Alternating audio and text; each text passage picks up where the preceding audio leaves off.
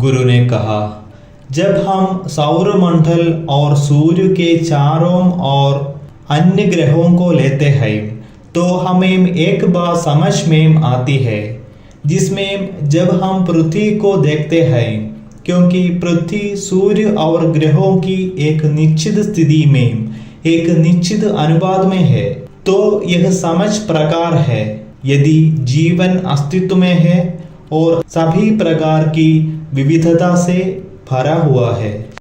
यदि हम अपने पिछली संरचना के अनुसार सही स्थिति को समझ लें, जैसे ग्रह उस सूर्य के आधार पर चलते हैं, यदि हम गुरु के आधार पर चलते हैं और यदि वह भी भक्ति की सही लय में है, तो निश्चित रूप से जीवन के सभी कर्म सफल होंगे। पूर्णता और संपूर्णता के साथ जाना और पूरा किया जाए और मुक्ति प्राप्त की जाए और मोक्ष की संरचना तक पहुंचा जाए।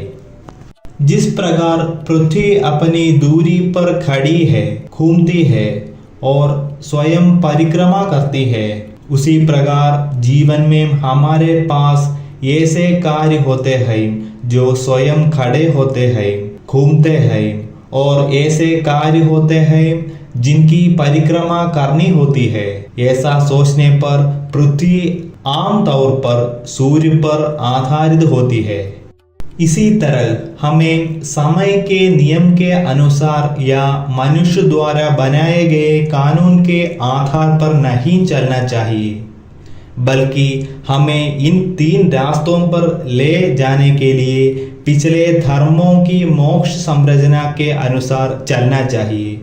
केवल तभी भक्ति के सही स्तर को प्राप्त करके और सभी कर्मों को पार करके और सभी कर्मों को त्याग कर सटीक मोक्ष का अनुभव किया जा सकता है। गुरु ने कहा, आगे भी चर्चा जारी रहेगी।